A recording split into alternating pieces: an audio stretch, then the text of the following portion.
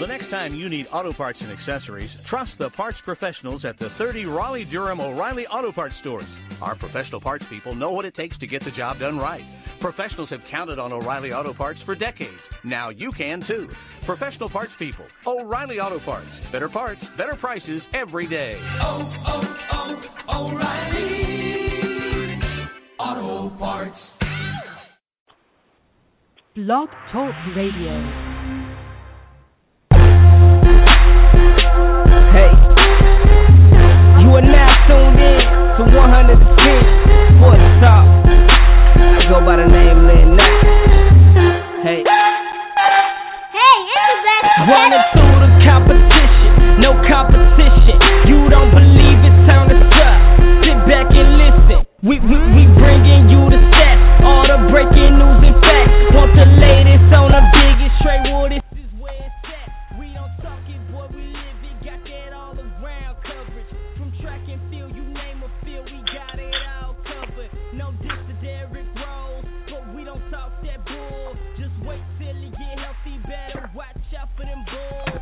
Slide over the hockey, shout out to them kings. Salute to LeBron James, y'all both got y'all rings. Looking for the real, you tune into the best. The sportologist and Mr. CJ Sports is up next.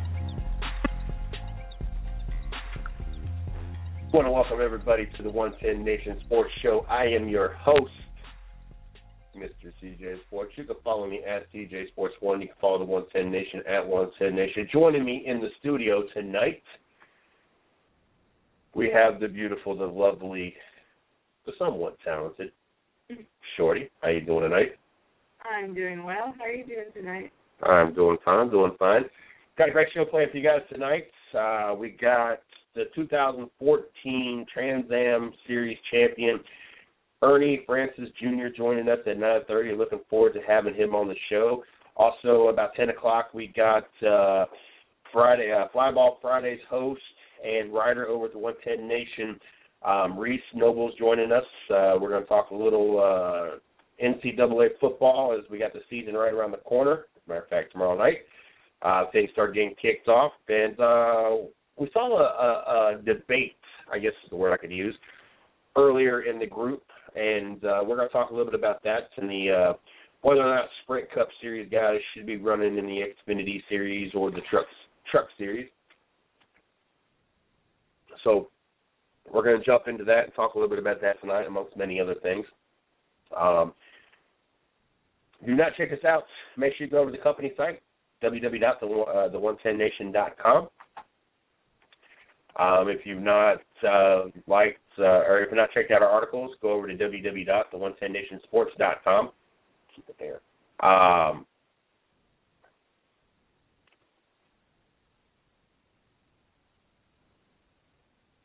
If you've not checked out our fan pages, you can check out my fan page, Mr. CJ Sports. If you've not, I'm sorry, I'm trying to do 20,000 things here at once. If you've not checked out my fan page, go to Mr. CJ Sports at, there you go. Check out my fan page, Mr. CJ Sports. You got the sports side and the science side of the house, 110 Nation Sports, and also the radio side and our guest side of the house, 110 Nation Sports Radio. Also, in case you missed last night's show, I'm proud to say that we have partnered up with Seek to Destroy Cancer. They have a event coming up on March 12th here in the Fayetteville, North Carolina area, right up the road from us. A big wrestling event. They are raising awareness for a particular kind of cancer, and I wanted to try to say this, and I know that I'm messing it up. It's fibromyalgia. I'm sorry. It's three big words I don't even know how to pronounce, but it's a type of cancer. They got some big stars coming out to do some wrestling.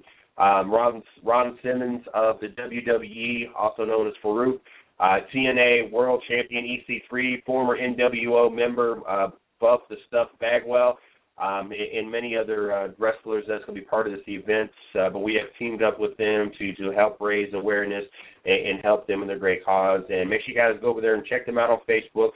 Seek to Destroy Cancer is their Facebook fan page, so make sure you guys do that and check that out and help show your support. We're going to be doing some more things and hopefully have some giveaways. We're going to have some of the wrestlers come on the show, and also going to help try to raise some money for this event as well. So make sure you guys go over and check them out and help show your support on that. I think that's all I want to jump into right this second outside of the sports world. Before the show started, I came across this headline, and I thought it would be a good headline for us to start off with for the show, as we're waiting for Ernie Francis Jr. to call in here at 9:30, and a woman is so, and I guess I feel that it's a good topic of conversation for us right now is the fact that we got a male and a female in the studio here. So I'm going to want to get a woman's perspective in all this as we talk about this lawsuit that has come about. There's a woman suing Oregon State's Mike Riley for sexually violent culture. A former Oregon State student has filed a federal Title IX lawsuit against former head coach Mike Riley for creating and not correcting a sexually hostile culture among football players, which she said contributed to her rape in 1999. The woman alleges she was raped on August 9, 1999, while a freshman at OSU.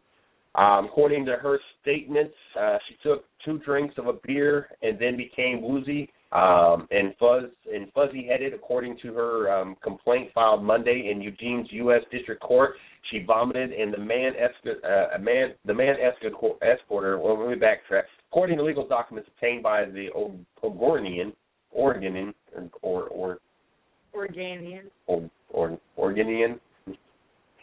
The woman was attending a party at an off-campus apartment, which a man approached her with an open beer can, which any female that has any liquid sense knows not to take a drink that is opened or been poured or anything from a man, especially one they do not know, at a party. Very, very true. The man said she was visiting Corvallis, where the Oregon State campus is located from Portland. In her statement, she took 2 drinks of beer and then became woozy and fuzzy-headed. According to her complaint filed Monday in Eugene's U.S. District Court, she vomited and the man escorted her to an apartment in the 1400 block of Northwest 20th Street, where some OSU football players allegedly lived. She passed out and regained consciousness in a bedroom with OSU football jerseys and team photos on the wall. She was being sexually assaulted by the young man who had offered her the beer. The suit says she was unable to move her arms and legs to fight back. She faded back out of consciousness. She woke up the next morning naked and alone in the same bed where the assault occurred. She alleges, and she dressed and fled the apartment. The woman says she reported the rape 2 days later to a counselor at Oregon State Student Health Services, and says the worker suggested that perhaps she said yes to the alleged perpetrator, and that she probably should not have been drinking. Which, okay, yeah, I understand she shouldn't have been drinking. I don't know the rest of it. That was kind of insulting, but blah blah blah. But hold on, the woman is not seeking other help. The woman did not seek other help or go to authorities, and ultimately transferred from the school. The lawsuit is seeking $7.5 million. She's come forward after someone else decided they were going to, a woman inspired to come forward after reading a 2014 story in the Oregonian on Brenda Tracy, who said she was sexually assaulted on June 24th, 1998, a little over a year before that, by 4 men, including 2 Oregon football players, Calvin Cayley and Jason Dandridge, which, according to the reports, that is cousins of the player that did it now. One, you being a female,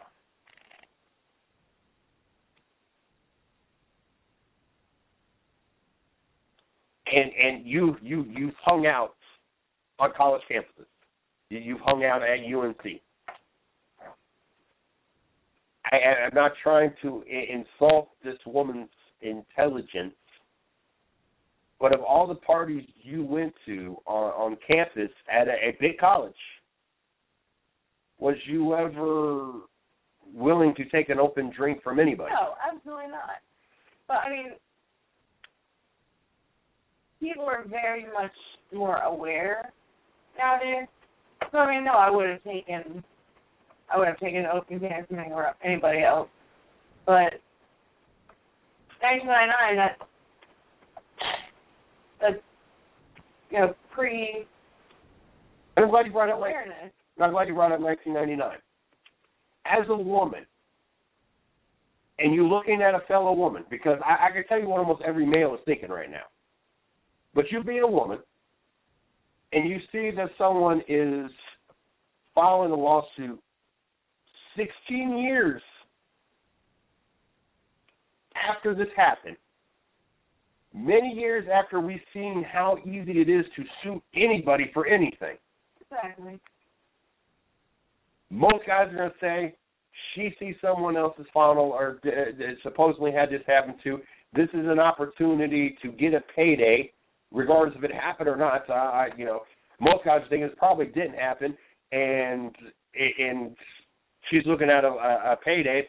If not, even if it did happen, she's looking at a payday. She's not looking for the guy to get convicted or the guy to be put in jail at this point. Now she's looking for $7.5 million.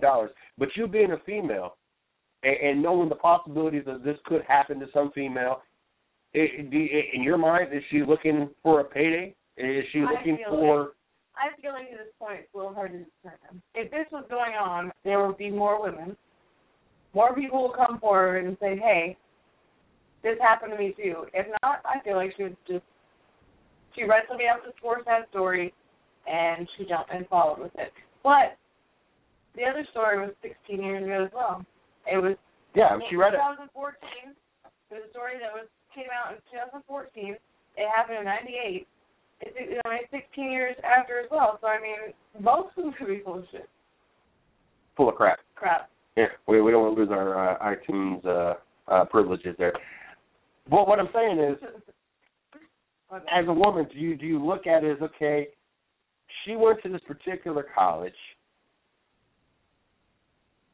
She happened to party in the same area. Yes, she might have got raped or not, whatever. You don't think it's, no matter how you look at it, strictly a payday thing. And to me, and regardless what the situation is, if it's an athlete or not, it just happened to be about athletes in a college football program. To me, if you're looking for justice, then you're looking to put him in jail. If you're looking for $7.5 million, to me, you're no longer looking for justice.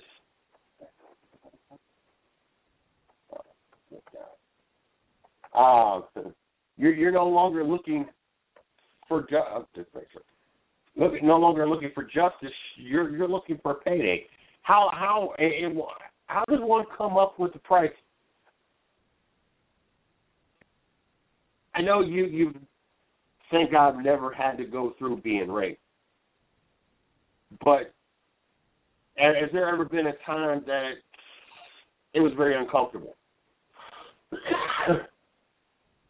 Like with a guy? Oh yeah. I mean, was there a time with a girl? Was it uncomfortable? No. I mean, there's always those creepy guys that lurk on you. I mean, could you put a price if somebody forced themselves on you? No. And I mean, 7.5 to me, it just seems like trying to take advantage of it. I mean,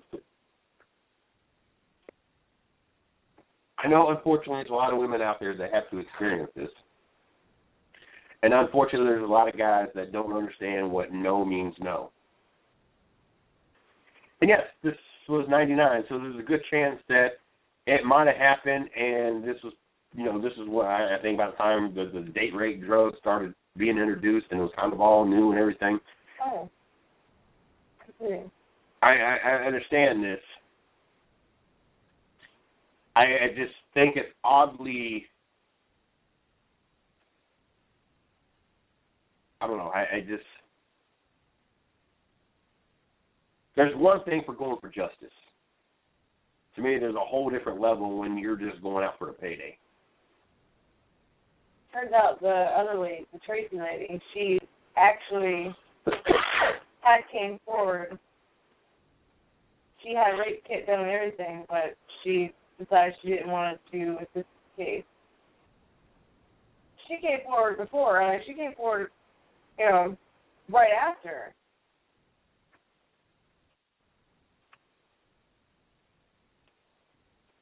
I can guarantee that she doesn't, like the lady, the other girl, the new one, she probably doesn't remember the name of the health lady that she went and saw.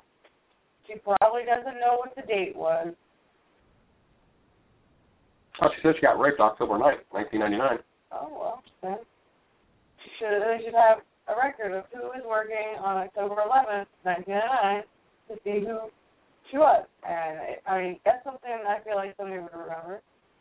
And I think if it was that severe and it was that much of an issue and it was that dramatic that you're trying to sue for $7.5 million, then you should have went to authorities when it happened. And then on top of that, how are you suing the coach? How are you saying he provided a sexually hostile environment?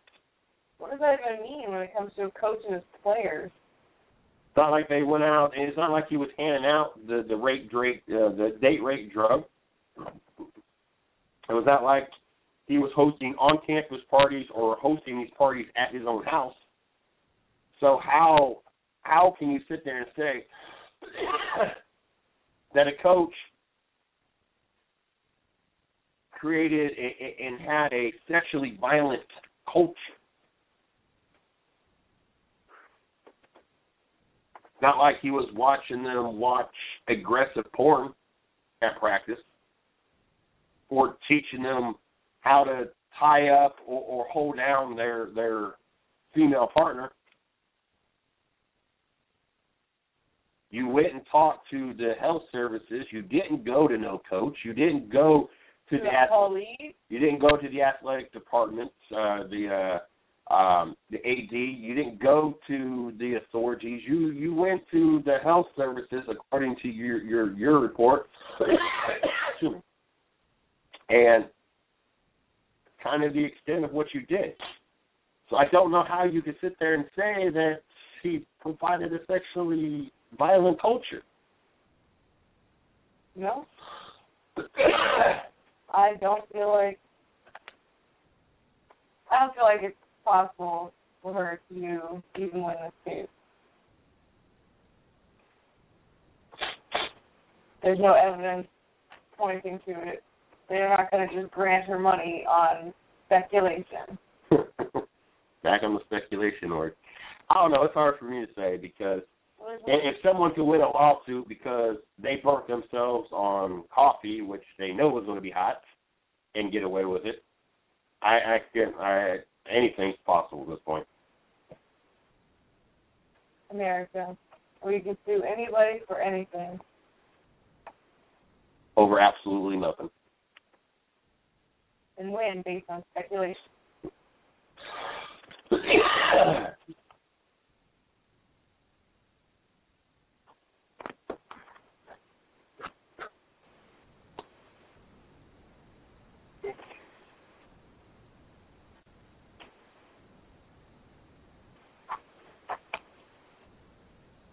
Oh, my goodness. I don't know. I'm still dumbfounded on how someone can sue for $7.5 million.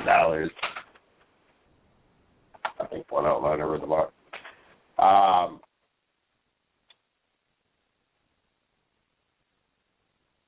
The first female coach in NFL history talks to Yahoo News.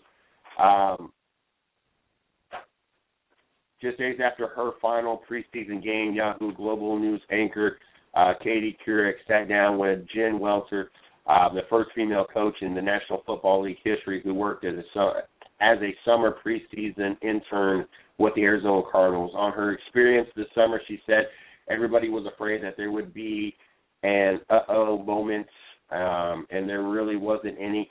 We just had a great time. The guys were really respectful. She added that the players embraced being part of NFL history. We kind of touched on females in sports last night. How it is great that we are in a generation now that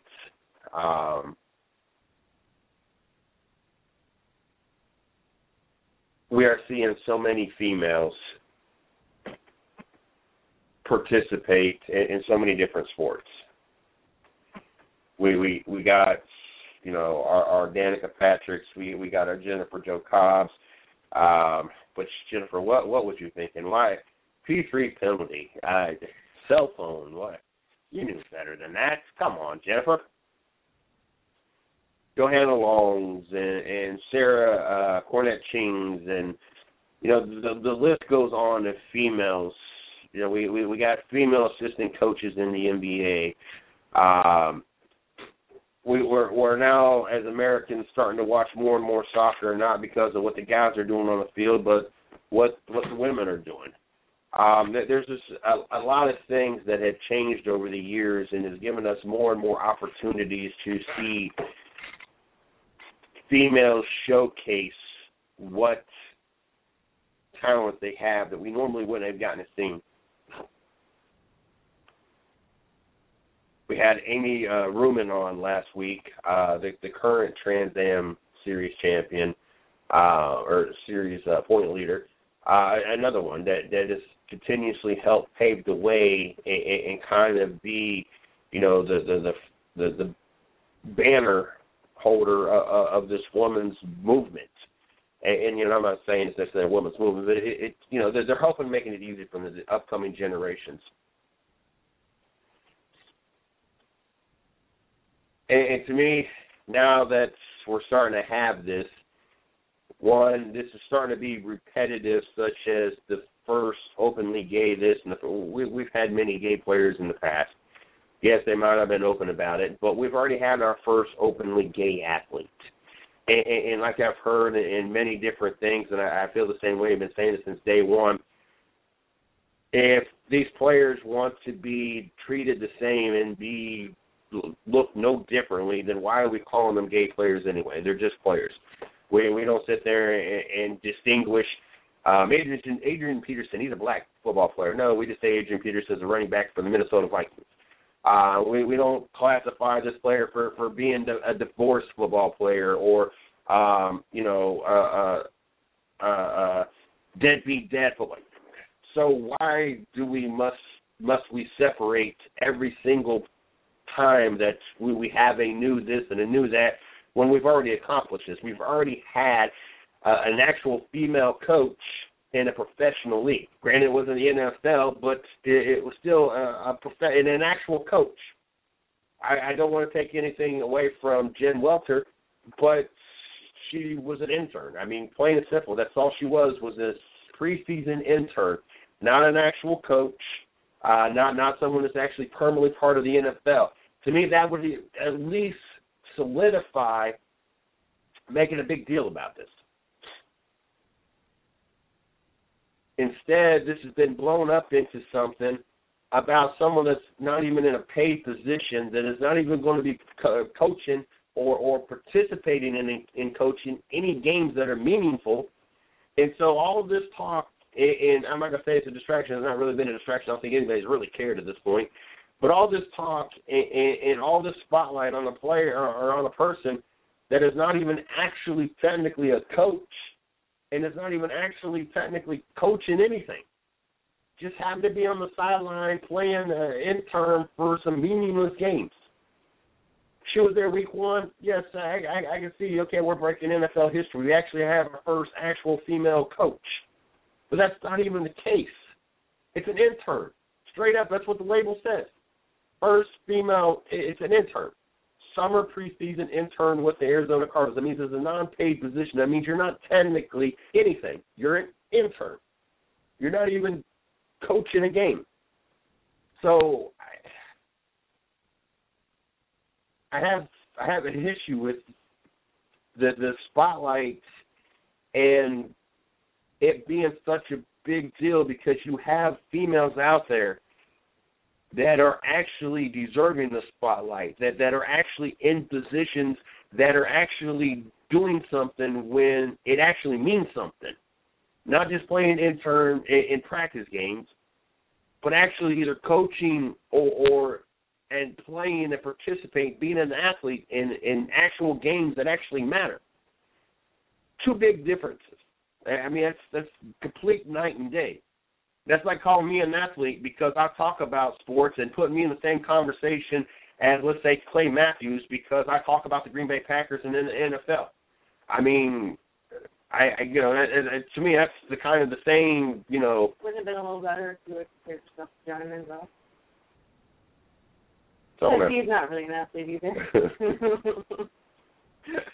Wow. He ain't really a lot of anything. He's a recovering addict. That's about it. I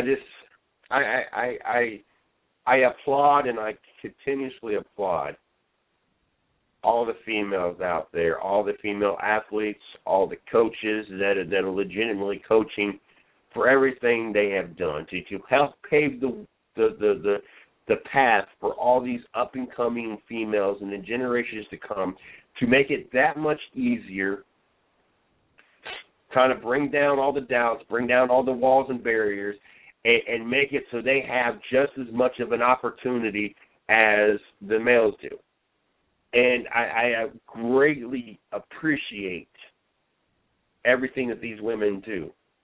But then you have a situation like this where you have a female that gets an intern opportunity, not even a coaching opportunity, and doesn't even participate in any games that makes a difference.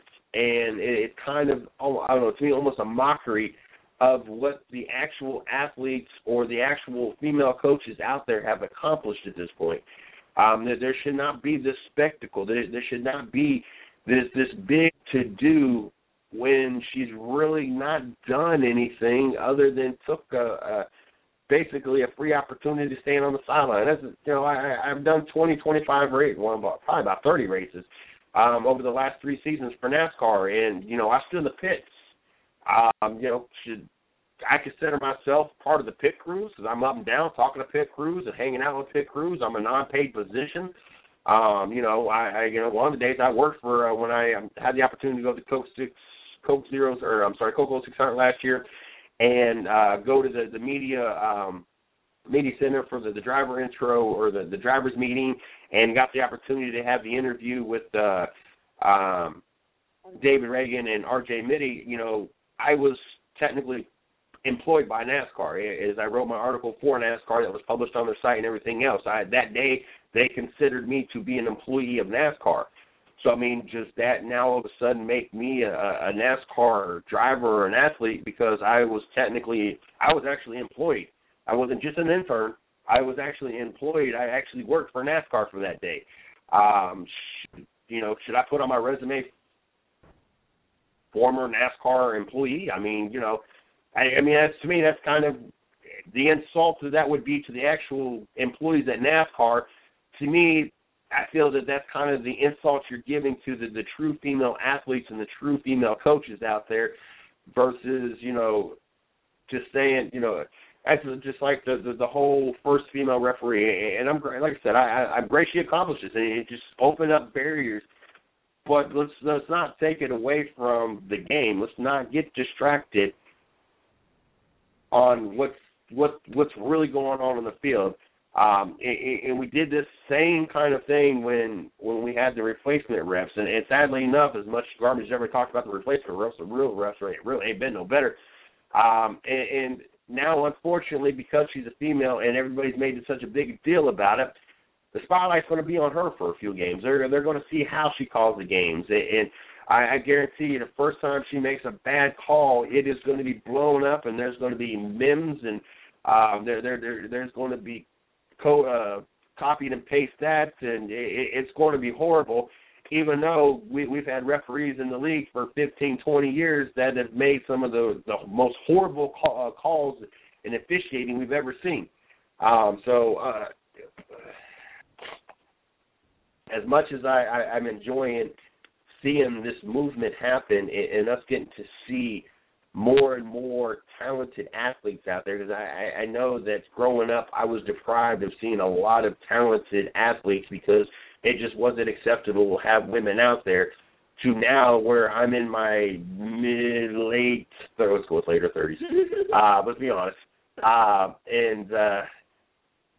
I see you in the studio, and you're getting ready to get you on here. But now in my later 30s, I at least get the opportunity to appreciate the fact that we've had these women come through the sports and open up the doors of opportunity and letting this younger generation it be more acceptable and easier for this younger generation of female athletes and coaches and stuff to come through, and now we get the opportunity to see it. We get to appreciate it. Now we're exposed, and it's great because like I said last night, I'm seeing this movement, and we're going from, seeing a handful, just bear with me here, a handful of talents to now we're about to see two handfuls of talents on a daily basis. I mean, just imagine you pretty much take your athlete pool here and double in size of truly talented athletes out there. And I see it happening, and I see it growing, and I can see that the 15, 20 sports channels that I have right now is not going to be enough, because now we're just going to be continuously opening the possibilities and opportunities of more and more athletes that we're not going to have enough channels to watch it all. We're not going to have enough eyes to be able to keep on all this true talent now that it is more acceptable. And I just feel bad because to me, the whole Jen Welter thing, like I said, it's kind of a slap in the face for those that have actually, worked hard and proven themselves, because now you got someone that's getting the spotlight that just was an intern just during preseason. And honestly, as great as that accomplishment is, if you want to go there, it's not that big of an accomplishment because you've still not really done nothing. And I'm sorry, that's just the way it is. But anyway, we can continue this up after we get an opportunity to sit with our guests. We got Ernie Francis Jr. coming on, the 2014 Trans Am Series champion. Looking forward to the opportunity to get to know him as a driver, an athlete, and of course his personal life a little bit. As you guys soon will find out why and what makes this guest such an interesting guest. But without any further delay, how are you doing tonight, Ernie? I'm doing really good. How about yourself? I can't complain. As I get every guest I have come on, I was getting very excited. I always get nervous. I feel, even though I've been doing this for 4 years, if I don't get nervous when I have guests come on, then I've lost a little bit of something today. It doesn't mean as much to me as it once did, so I'm glad that I still have that butterflies in my stomach. But as I was going through your bio and getting to know a little bit about you before you came on, it really kind of got me excited, especially the youthness of everything that has happened. So we're going to jump into that here in a second. But before we get into talking to you, like we do with all our guests, I want to give you an opportunity to plug your social media, plug your racing sites, anything you want to plug. That way the fans can get the opportunity to follow you and keep up with your season, your career, and also any sponsorships you want to throw out there. That way, if we don't have time at the end, we get that taken care of. That way, everybody knows a little bit more about you and can keep up with you. Yeah, you guys can all check me out on my website, ErnieFrancisJr.Racing.com. I have Twitter, Instagram, all that stuff, at Ernie Francis Jr. And then my Facebook, I have a Facebook page that you guys can check me out at also. And this year we have a couple of sponsors working with us. We have Time for Learning, Liquid Performance, Beta Tools North America, Driving Impressions, So yeah, we have a few sponsors working with us this year that I just like to mention out there also. Now, before we get to the big accomplishment of last year and everything, I know I saw at 13 you moved into go-karts, or from carts to cars, but at what age did this all start for you? It all started for me when I was 4 years old. My dad got me into a go-kart to start racing out there, and that's when I actually first started racing on a track. I tell you what, 4 years old. Right now I have 2 4-year-olds in my house that can't make it from one end of the house, or as a matter of fact, they can't make it from one end of their bedroom to the other end without tripping on their own 2 feet. I have now a 9-year-old and a 17-year-old myself that at the same age, they probably couldn't have done it as well either, and I think they still run into walls. So it really fascinates me to hear, and I didn't know this until I started doing the show, that there are so many drivers starting at such a young age. I just couldn't visualize any of the 4 kids that are involved in my life being in a go-kart or trusting them in any kind of moving vehicle at 4 years old. Was it kind of a different? I know you didn't have many friends that were doing it. Was it something that you thought was different, was cool because you got to do it and not everybody else really got to do it? Or did you even think about it, the fact that you're out there running in go-karts and most of your other friends, they're either at daycare or babysitters or playing in the yard, they're not out there racing in go-karts? Well, I pretty much grew up around the whole racing. So when I got into go-karts at 4 years old, I pretty much made all my friends at the go-kart track, and those are all my friends that I hung out with. So it felt pretty normal for all of us. But then as I got older and I continued on with it, I realized that once I started going to school that not many kids get to do that at all. So it definitely made it pretty special.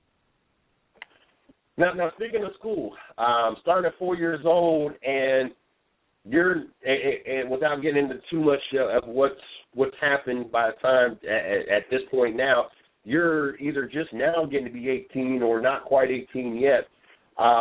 School, how difficult was it to, or is it, to maintain a racing career, especially the kind of year you had last year, maintain a somewhat of a normal school life, and also your racing career, social life, and everything that's got to go into in between all that?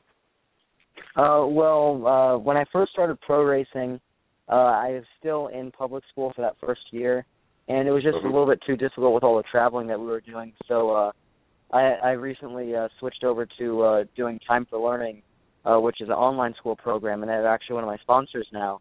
And I've been doing their school since my sophomore year of high school.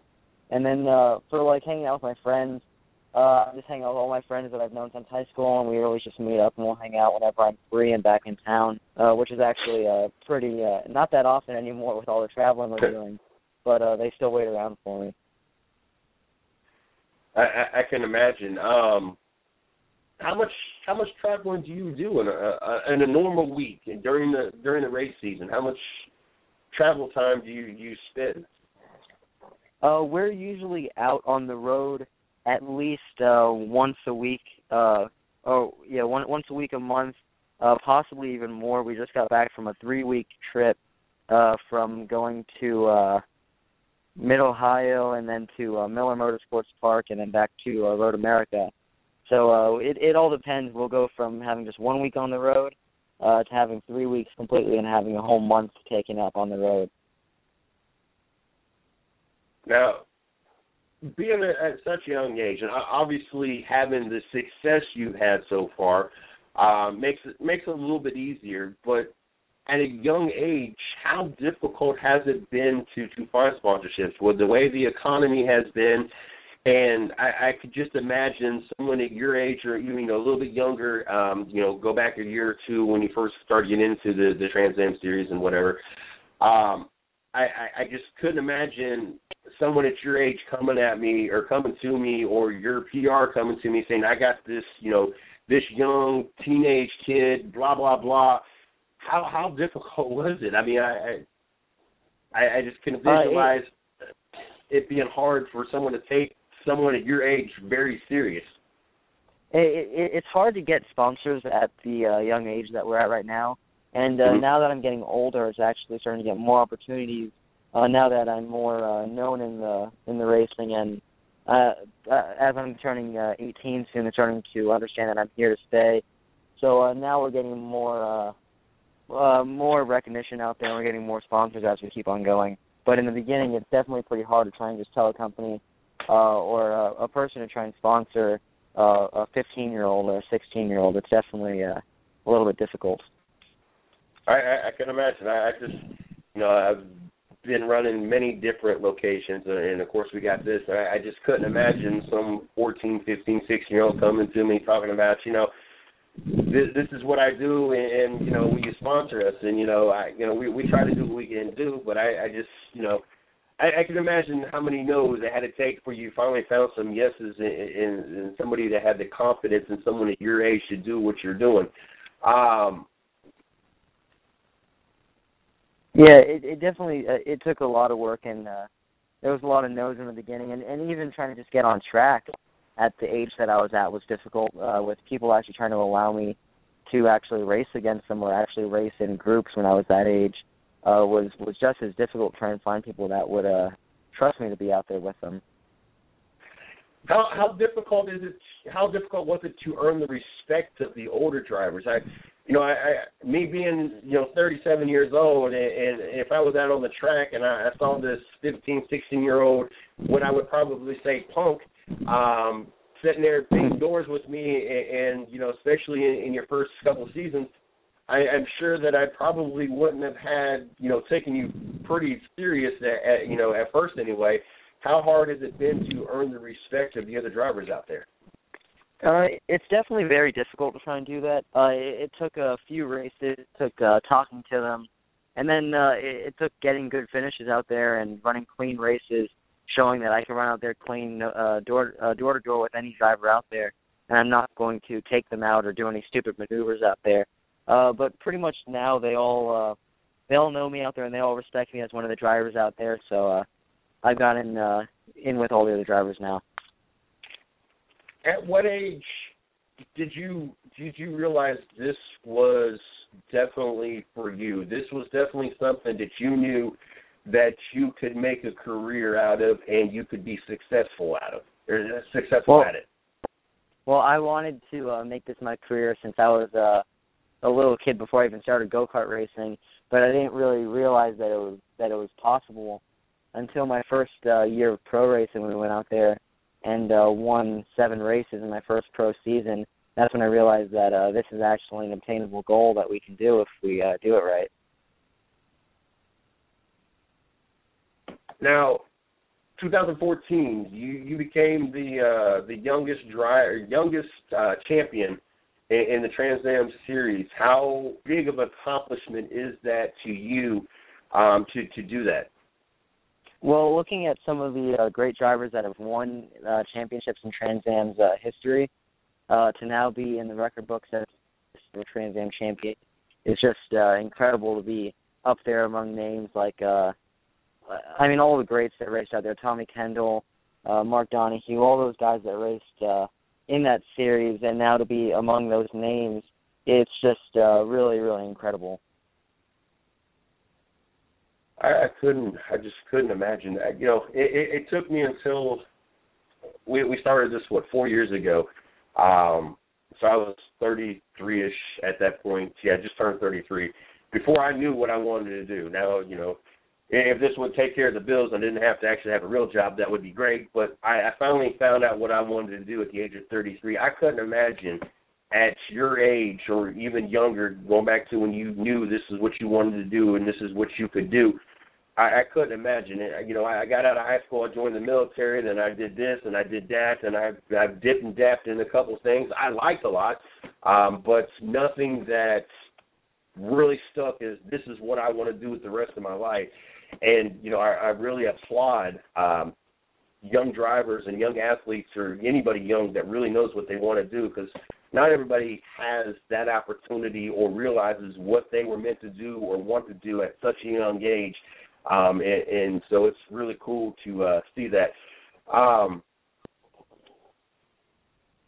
Out of all the tracks you've been to, which one has been your favorite track so far? We've been to a whole bunch of tracks over the years for the pro racing. Some of my top tracks have to be Circuit of the Americas. Just the facilities there are absolutely incredible. One of my favorite tracks to drive on, though, one of them has to be Sebring.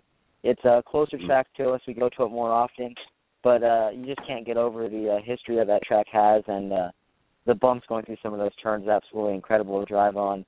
But, I mean, I can't really choose. I'm also in love with VIR.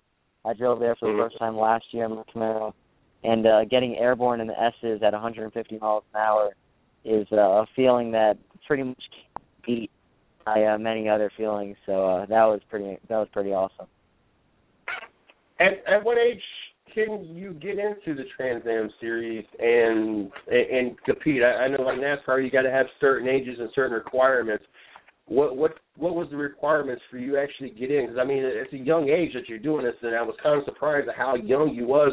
Not only being a champion, but actually being in a sport with such powerful cars. The youngest that I think you can get into it is at 15 years old. And but they can't just let anyone in at 15. You have to have previous experience racing in some other form of motorsports, whether it be amateur like club racing with NASA or SCCA, or you have previous racing and go-karting experience or motocross or one of those other forms of motorsports. I mean, it's tough for them to let a driver come in just like that. And to get a Trans Am license, it's not that easy. You have to you can't just go out and just get one. You have to do a couple of tests, and they have to see that you've raced other series before and that you've been competitive and successful in other series before they just give you a license to go race out there. Now, I'm sitting here looking at the picture that and I'm going to use a word that I probably shouldn't use, and I'll probably get in trouble for later. But you're leaning up against that badass looking Camaro. I could imagine at me being your age, how tempting it would be to just really want to dog it out and have fun with it and probably do a bunch of unprofessional things with the car. Being young at your age, how difficult is it for you to keep the I want to say the kid in you. I'm not trying to call you a kid, but the younger side of you separated from the professional side of you? Because I tell you what, if it was me, I know that the kid in me would really, hell, 37 years old, the kid in me would really want to do some stupid things in that car. How hard is it to keep it all professional at all time? And what was it like the first time you sat behind that car? I mean, that car looks monstrous and looks like it would be fun to drive. I can imagine the excitement that had to be when you got to sit behind that car for the first time. Well, like for me, I just learned.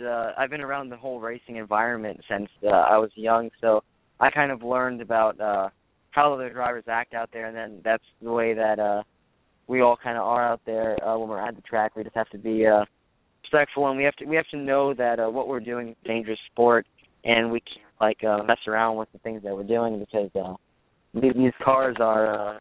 You can get hurt in them, so you really have to respect them while you're out there.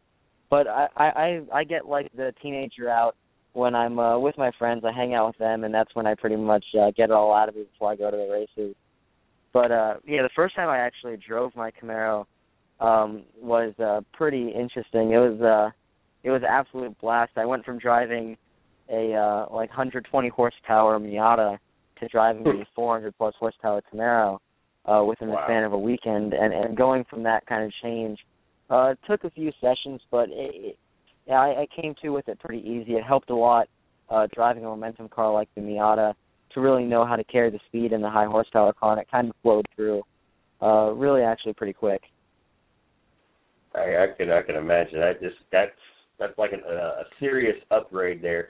You talked about safety and respecting the sport and the car. We've seen, the unfortunate passing of Justin Wilson in the Indy Series last week. We've seen, Kyle Busch get hurt earlier in this season in the NASCAR Series.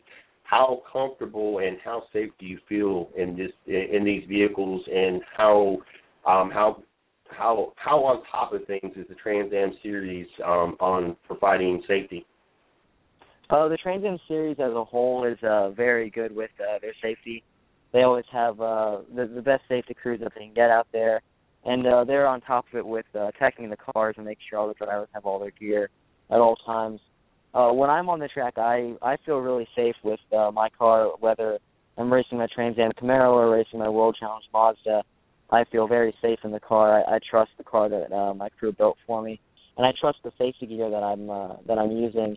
And I just know that the cars are pretty safe, and the speeds we're going, it's dangerous, but when you're out there, you kind of don't really think about it too much. So you kind of don't get scared as much when you're going around some of the turns and going around the straights, because you're more having fun and holding on and just having a good time than actually worrying about being scared. Now, what made you choose the Trans Am Series to jump into out of all the series and different kinds of racing out there, and then also, is there any plans of possibly going in any other series, or are your plans right now to stay permanently in this series? Well, I actually started my pro racing in Pro World Challenge Series, and I still race in that series today. I race in two different series over the course of the season. I race in Pro World Challenge in the TC class, and I race in Trans Am in the TA3A class. So I race in between both classes all the time. When we were gone for the 3 weeks, I was racing both cars for 1 weekend and then going back and forth with each car. But I really want to race anywhere that somebody will pay me to race their car or race my car, as long as I'm happy doing it. I really love sports car racing, and I would love to be in Tudor or Le Mans or any of those kind of series. But I'm not looking to be permanently in the Trans Am Series or permanently in World Challenge. I'm pretty much up for whatever series that anyone wanted to throw me in. 2015 season so far, how's it going for you, and what are you guys hoping to accomplish for the 2015 season? Well, so far this 2015 season, we've won 4 races already, I believe, and we're leading the points by a pretty good amount. So far, this championship is looking pretty good. I believe 2 more races time, we might even lock out on the championship, so that should be pretty good. For World Challenge right now, we are in second in the points, and we're leaving next week for the last race of the season at Monster Raceway Laguna Seca. And we have a good shot of taking home the championship in that next week. In the Trans Am Series, what means more to you, or one, what means more to you, but also, and you understand what I'm saying here in a second, what means more to you, and then also what is harder to accomplish, being winning your first championship or defending your championship? Which one means more, and which one do you feel is harder to do? For me, I think winning my first championship meant more, just because going out there and winning in my first full season in Trans Am, and then just proving everyone out there that I can actually do it. But trying to defend my championship is definitely a very big thing, because it's proving that it wasn't just a 1-year fluke, that I can do it again. And so far, we're definitely holding up to that so far. A couple more just real quick questions. Growing up, and it could be any series, any athlete out there or any driver out there I've had many, different drivers that run a different series, like and grow up idolizing drivers in different series. Growing up, what driver was your favorite driver, or the driver you idolized, and then what is your current favorite driver if it's somebody different? As I grew up, I really liked Dale Earnhardt Jr. when I was growing up. I was a big NASCAR fan when I was first starting out. I still like him a lot, and I still cheer for him. But right now, I really like some of the great drivers in like the Le Mans series and Tudor, like Patrick Long, Jordan Taylor, any of those guys that are racing out there in the high up levels of sports car racing. I really like, and I really like the sport. and I really want to be in their shoes one day. Most proudest moments on the track, and then your most embarrassing moment on the track. Definitely our proudest moment on the track had to be the first pro weekend we ever went out to, going out there and being 15 years old and then coming home with three wins right there. That was definitely a really, really incredible feeling. Most embarrassing moment on the track, I have to say, is when my dad took me out at a World Challenge race. He says by accident, but he took me out at Mid-Ohio and launched me to China Beach. I think he got a little bit anxious and tried to go 3 wide and just bumped into me a little bit and pushed me right off. But that was pretty embarrassing, coming back to the pit lane and asking who was the one that took me out, that I want to talk to him, and then they pointed to my dad and saying that it was him. That wasn't too great. What was it like being out there with your dad? I can imagine not only being out there, the Bush brothers and everything, but actually being out there, like the Earnhardts did, being out there with your father. What's that experience like for you? It's really awesome to do that, to have the father-son experience racing out there in the cars, because I know that most of the time he's going to try and help me, unless when he tries to take me out. But I know that he's going to be out there to help me, and I'm going to be out there to help him also. And it's just a great feeling to, like a couple of races we got on the podium at I won, and he would get second place. And to do that, to get on the podium together is absolutely a great feeling. And now he doesn't do as much of the racing anymore. He does more of like the team managing and team owner stuff throughout the weekend. But it's still a great feeling to have him out there on the radio with me while I'm driving on the track and just help throughout the weekend. Well, Ernie, I definitely want to thank you. It's definitely been a privilege and honor to have you come on. 2014 champion, 2000 Rookie of the Year, potentially and probably 2015 champion. You're starting to really build a nice little resume for yourself, making it possible for yourself to have a very long and prosperous career, and that says a lot, and it is really cool to see, and it's really cool to have the opportunity to not only learn about you before the show, but get to talk to you and get to know you as a person versus just black and white and what's written on the paper. I definitely want to wish you the best of the luck for the rest of the season and into the rest of your career. The door is always open. We'd love to have an opportunity to have you come back possibly towards the end of the season or after the season and talk about, how 2015 ended up and highs and lows of the season and everything else, if you're available. But I definitely want to thank you very much for coming on the show. We had a blast, and I want to make it so you can enjoy the rest of your evening before you got to call it a night. No, thank you very much. I would love to be back on again after the end of the season. I definitely had a lot of fun talking with you tonight. Yes, sir. Miss Lee will definitely keep in touch with you. We'll make that happen. And thank you very much, and good luck, and you have a great night. All right, thank you. You too. Yes, sir. That was Ernie Francis Jr., the 2014 Trans Am champion, 2013 Rookie of the Year, and I'll go ahead and say 2015 champion. Great. I don't want to use the word kid, even though he's getting ready to turn 18. I'm sorry, anybody that can do what he has done already and accomplished in his lifetime is more than just a kid, regardless what his age says, where he should be called. Definitely a very talented driver. I'm very excited that we had the opportunity to sit down and talk with him. I've had, very excited to have the opportunity to and get to know him and learn about him. It's one of the great things about having this show and be able to do this. I have gotten to talk to some of the. Can you hear me, sir?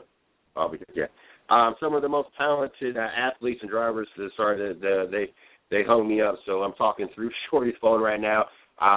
Reese, I'll get you on just 1 second. I totally lost my train of thoughts when they dropped my phone call. I got it. I hate when the 1 hour mark hits. For some reason, my phone hangs up every time at the 1 hour mark. I do not get this. I do not know why, but it does. And luckily tonight we just happen to have Shorty in the studio sitting right here, so it all just happened to work out for us. But I'm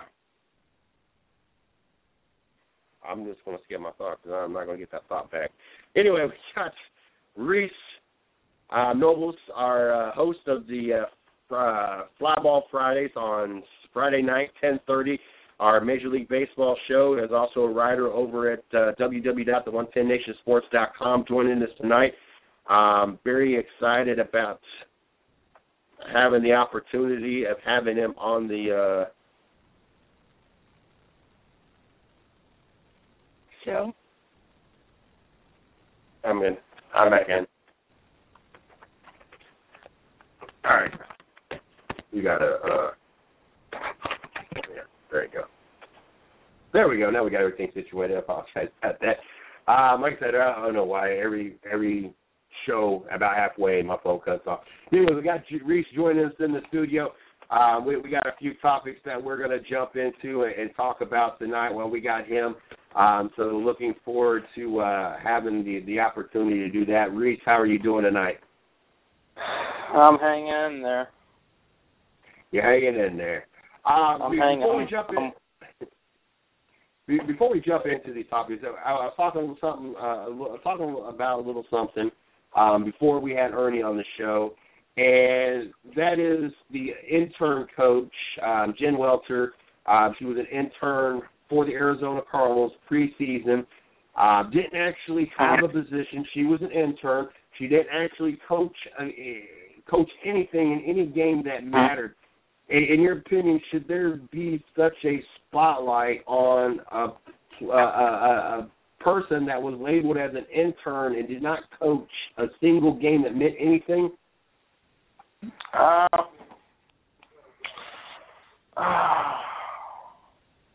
Yes and no. It's kind of a two-headed coin there. It's great to see that there's a team that's willing to hire a female to do that job. But they didn't hire her. They just gave her an intern spot. Well, they didn't actually. No. Yeah, I was going to say. But at the same time, they didn't actually hire her. Yeah. I'm kind of confused. When did the PR done? Do I not?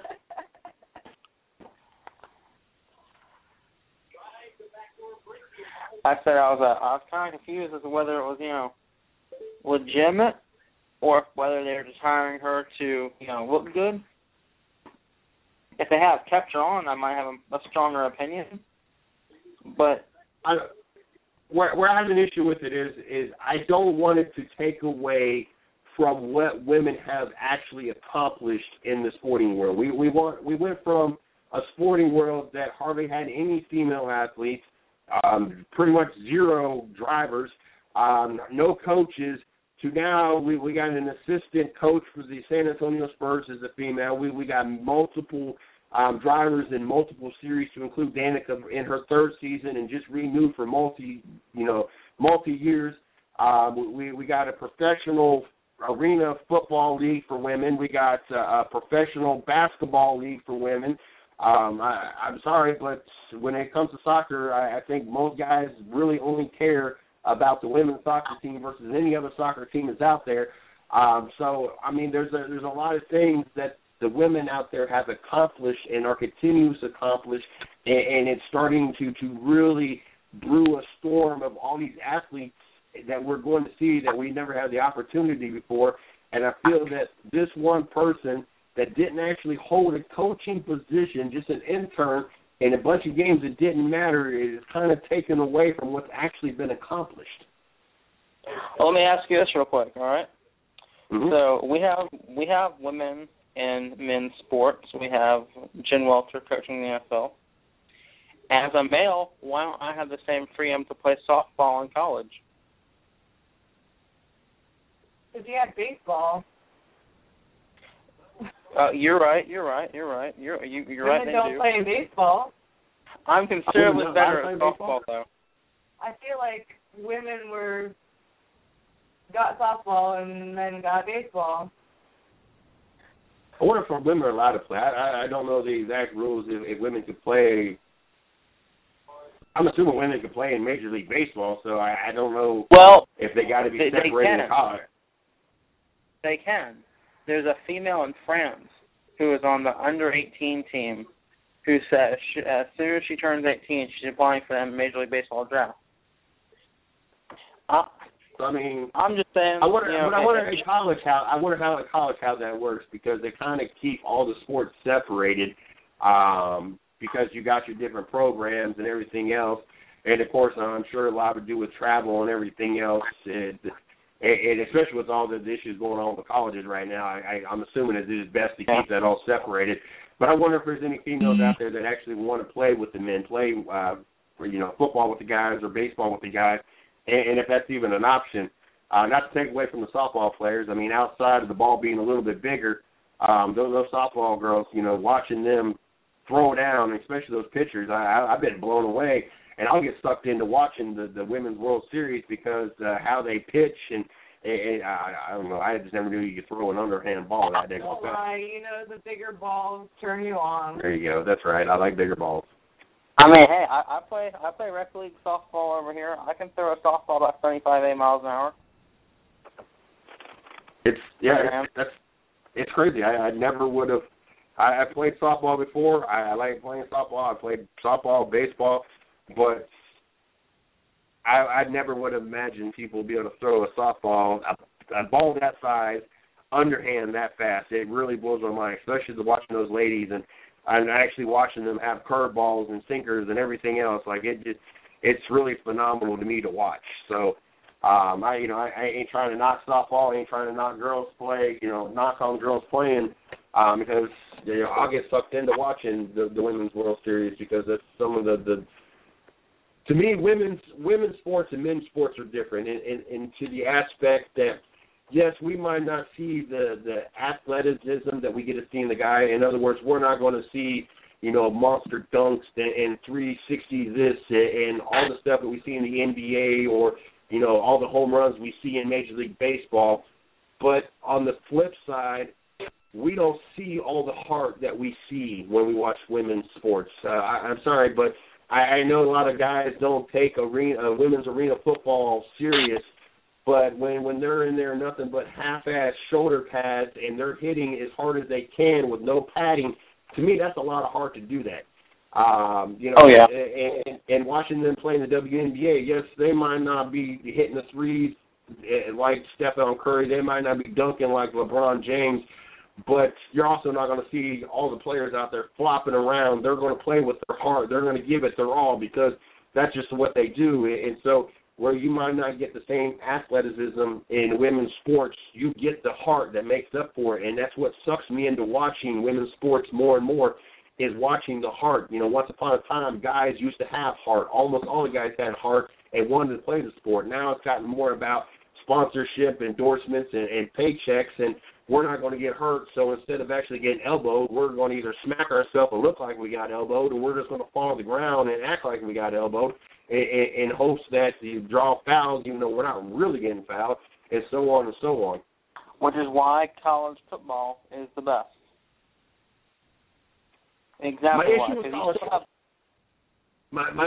college football. This is my issue with college football. Let's go with a few issues here. One, my issue is you're preparing these young adults to play professional football. Therefore, the rules in college football should be the same as the NFL. In other words, I agree with you. If someone falls down on one knee, no, they should not be down. They should be able to get up and run. If you catch a ball on the sideline, both feet should have to be in, not just one foot. Mm-hmm. There's a lot of rules that I don't agree with because, one, especially if an athlete stays for 4 years, you train them for 4 years to play a sport the wrong way versus what they're trying to prepare. When they go to college and any other field in college that you go to, if it's business, teaching, whatever, they teach you exactly what you need to learn and teach you to do it the way you're supposed to do it. I don't understand why in sports, especially football, all of a sudden you change that up and you know what, we're going to make different rules for when you play here so you are not completely prepared to play at the professional level, even though this is what it's supposed to do, is prepare you for the professional level. My next issue is all these bowl games. I'm sorry, but you don't reward a college team for going 6-6 or 7-5. To me, you need to win at least 75% of the games. You need to be rewarded anything. You need to at least go 8-4 in your season, even possibly better, but at least 8-4. I'm sorry, but 500, 600, that is not deserving to be in a bowl game, get recognized. Plus, we have too many bowl games. You watch the first handful of bowl games, you might see a few people in your camera view. Usually there's not much to look at.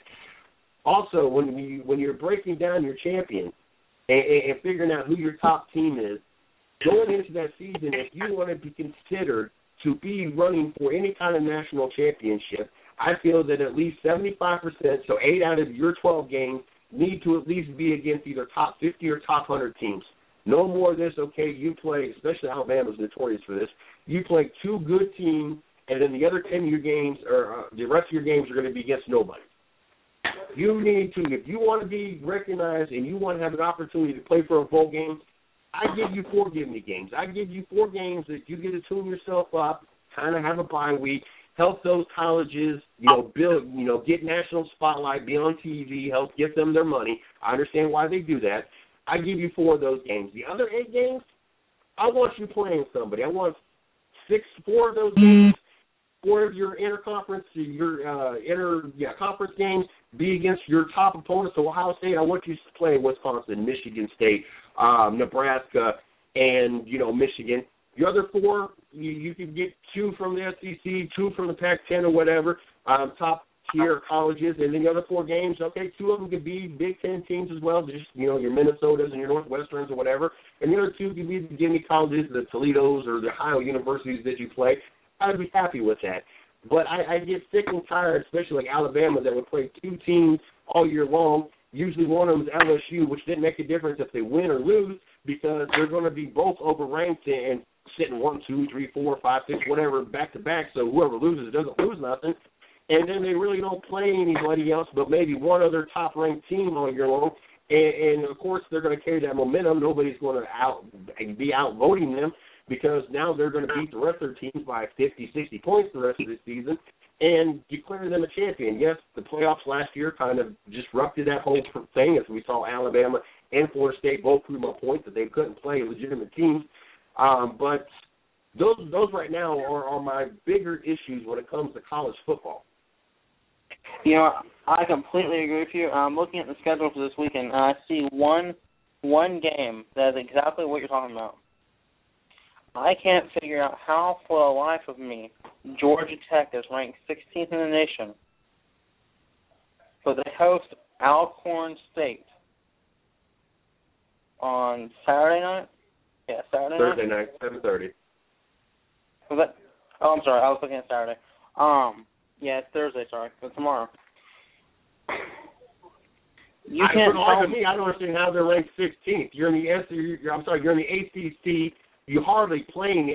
That's the whole Florida State thing all over again. I understand how Florida State kept being ranked so high when they played 80 of your games, 7 or 8 of your games against ACC, who was a nobody. But Georgia Tech, same scenario. They pretty much played a bunch of nobodies. Yes, they won 1 or 2 good games last year. Now they start off the season in the 16th spot. I guarantee if Georgia Tech started off against somebody or had to play, say, the SEC or play the Big Ten, I guarantee that they wouldn't be sitting in the top 25 at all. Well, all right, so Georgia Tech's first 3 games break down like this. Alcorn State, Tulane, and at Notre Dame. At Notre Dame, other than the Virginia Tech game, maybe the Georgia game, is the hardest game they play all year. I'm not going to count the Virginia Tech game. The other game might be difficult, but that's exactly what I'm talking about. How can you be a top 25? I'm sorry. If you're a top 25 team, you need to be playing top 50 teams. I'll give you even maybe top 75. I don't even want you playing top 100 teams. But if you want to be in the top 25, 75% of your schedule needs to be against other at least 75 teams. At least, I want top 50. I want you to prove yourself. I want my champion to prove that they are champion. Yes, therefore, my Ohio State Buckeyes, the Ohio State Buckeyes, the 2014 champions that ran the table. Yes, I don't necessarily like their regular season schedule. What to me solidified everything was the fact that they ran the table. They beat Alabama. They beat Oregon, two teams that everybody swore them down. Ohio State was not going to beat, and two teams that everybody swore was going to be the champion. They ran the table on them. So, yes, that kind of solidifies something. Plus them taking Wisconsin the 41-0, whatever ridiculous amount they won in the Big Ten championship game, also helps solidify that as well. But, yes, even my Ohio State Buckeyes, them being number one, them being unanimously across the board to win the championship, and I think almost unanimously everybody thinks they are going to go undefeated all year long. No. To me, unless they're playing 75% of the schedule against teams to reflect that, yes, I'm going to be happy that we're repeat champions, but it won't be that impressive to me.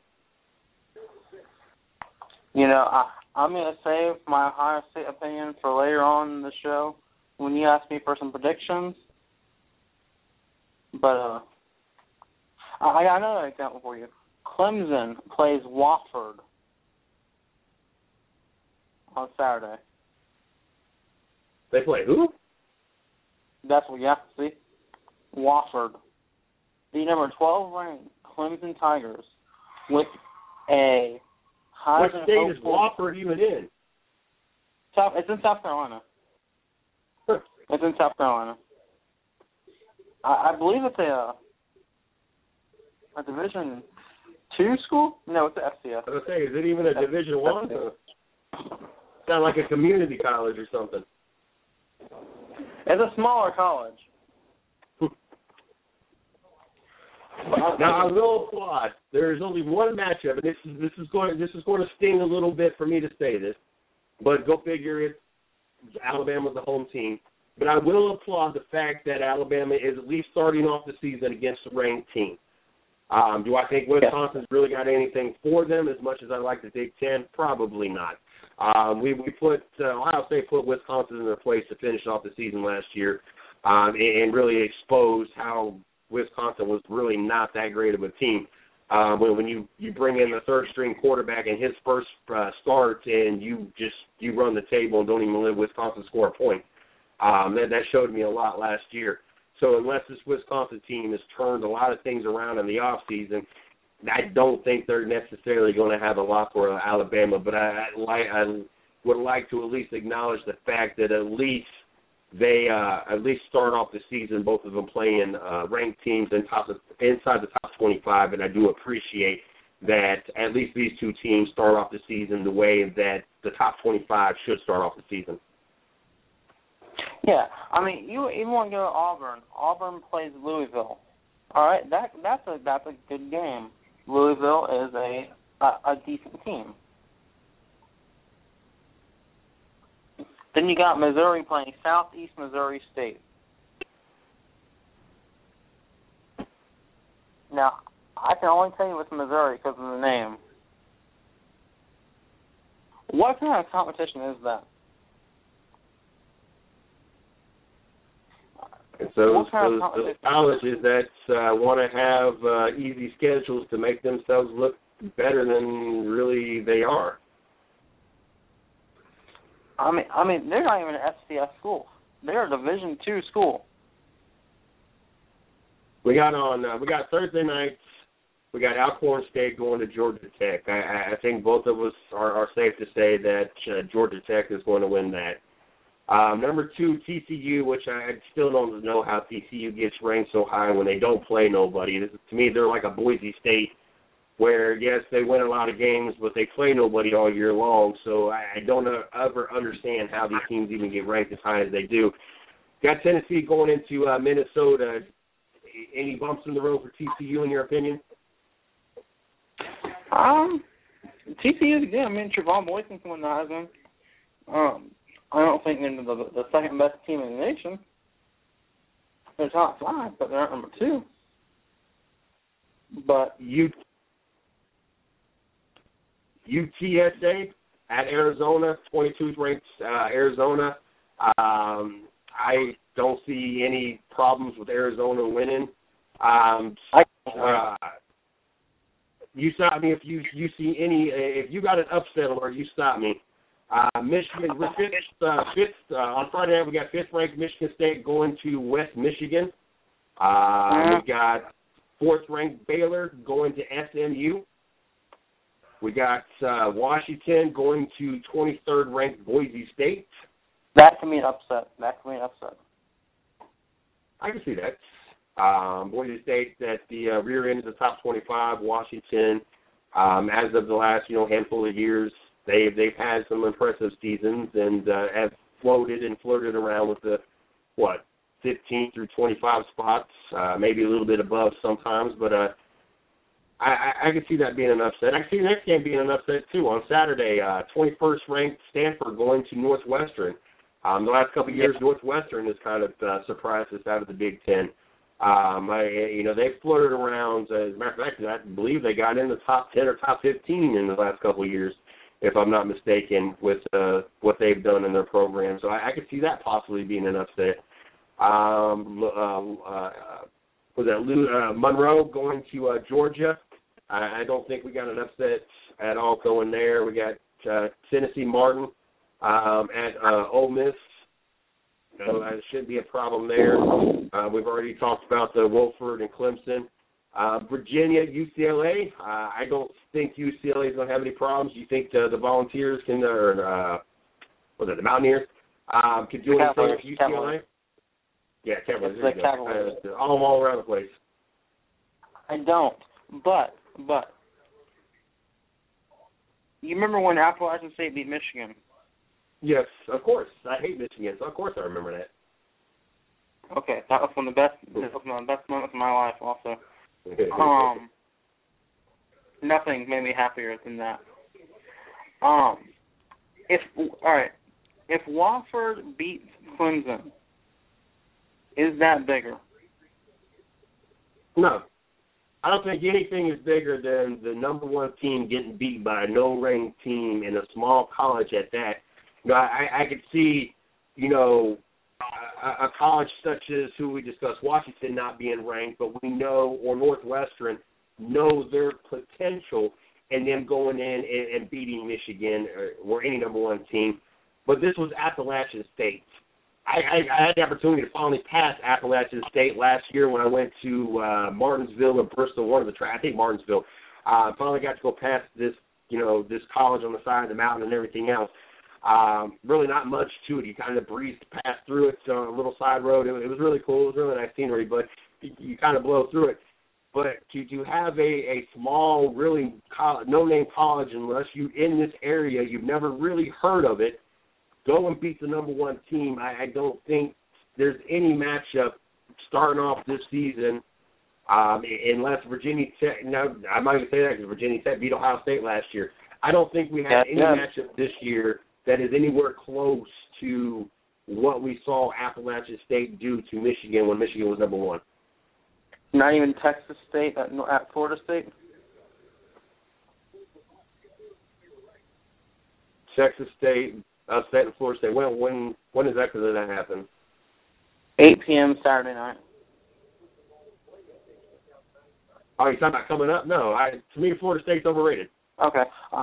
To me, I'm sorry, but anybody that's ranked in the ACC high to me is overrated because you don't have a legitimate schedule. I'm sorry, but if you go back to when you go back to the year Florida State won their championship, their opponent's record was like 81-81. They did not play nobody. They played like 8 or 9 ACC teams. They played a couple weak teams. The only team they really played that was any good was Clemson. And then when they won their national title, they played Auburn, who was not even the best SEC team. It took not one but 2 miracle plays to get Auburn to that game. They had that 109 or whatever it was yard return on that field goal against Alabama, and the week before they had some miraculous play that got them past the opponent they played before. So Auburn wasn't even really the best SEC team. They just happened to have 2 miracle plays to get them there. Florida State played nobody all year. Their opponent's record wasn't even but 500 at best, and they just happened to that's their schedule, and so they got in. And they were kind of doing the same thing last year, kind of floating along, weak schedule and everything else. The playoffs was through them. And I told everybody that's what was going to happen. Once they actually had to play somebody, when it came down to it, and they weren't playing an ACC team or they weren't playing a team that shouldn't be there, but when they legitimately had to play two teams that legitimately had a reason to be there and was put there for a reason, Florida State was not going to make it. And that's exactly what happened. Them being ranked 10th means nothing to me. Plus all their off-the-field issues that they keep having because their players can't keep their hands off the females and everything else. I think all the off-the-field distractions and everything else going on there, I would be surprised, honestly, if they even finish in, I would say, the top 50. I'll give them to stay in the top 25, but I would be surprised they even finish in the top 15 this year. Now, I can see Michigan losing tomorrow night.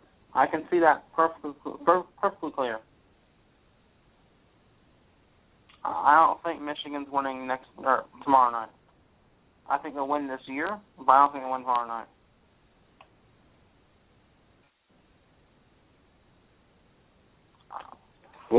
Which game? Michigan and Utah. I can see Utah winning. This is not on my schedule on this one, so they got some of the games missing. Well, it's Jim Harbaugh's return to Michigan tomorrow night. What is Utah ranked? They ain't got this game on ranked. here. They're not ranked this year? Mm-hmm. Not yet. We got UTEP going to Arkansas. Arkansas, I could see. Louisville, Auburn. I know you said Louisville, they possibly could do it. I agree. Auburn, to me, has kind of been up and down. That they had their opportunities last year to actually be a legitimate contending team for being in the playoffs. They kind of fell apart when it mattered. Bowling Green at Tennessee. A lot of people were high on Tennessee and the SEC. What is your opinion on that? I've seen a lot of different places where a lot of people feel that Tennessee could be a major game changer in the SEC this year. You gotta look at Tennessee. They're in the SEC East. No other team in the East has a clear path to the title or to the championship game. I can see Tennessee winning the East. I could see it happening, but they play Arkansas, then Georgia, then Alabama on the road in the middle of the season. If they somehow survive this schedule undefeated, they'll beat 5 top 25 teams. 2 of them on the road. I can see Tennessee winning the East, but not winning the SEC in general. Maybe a year or two away from it, but I could definitely see them winning the East. I could get behind that. A couple interesting matchups on Saturday night that I like. Arizona State in Texas A&M. Arizona State is ranked 15th. And then also Texas, unranked Texas going into number 11 Notre Dame. I think both of those games are definitely watch-worthy games. Oh, yeah. I'm trying to figure out which one to watch because I think both of them overlap, if I'm not mistaken. Yeah, they do. Mm-hmm. I'll probably have the TV set to 4 screens. But I say it's going to be difficult. You got the Arizona State Texas A&M game on ESPN at 7. You got the Texas at Notre Dame game at 7:30 on NBC, and then you got the Wisconsin at Alabama game at 8 o'clock on ABC. Yeah, and then later that night you got Mississippi State at Southern Mississippi on Fox Sports 1. That can be a good game. Dak Prescott. Most definitely. Now, of course, the game I'm going to be all eyes on is the number one team, the Ohio State Buckeyes, Monday night, 8 o'clock, and I know it's going to be such a distraction because cover starts about 8. It means tip or kickoff 8:30, or 8:15, 8:30.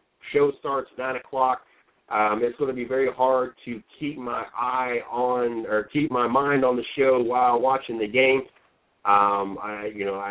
Only concern I have is we do have some players suspended for the first game, but I don't think that Virginia Tech is going to be anywhere close to the threat that they were last year when they beat us. I think after that loss, the Ohio State Buckeyes just reloaded and really rechanged and revamped their team, and of course they went on the run the rest of the year to win a national title. What is your opinion on the Ohio State Virginia Tech game? Well, that one player Ohio State has suspended is an All-American linebacker. Bosa? Yep. And have a quite interesting situation for your quarterback.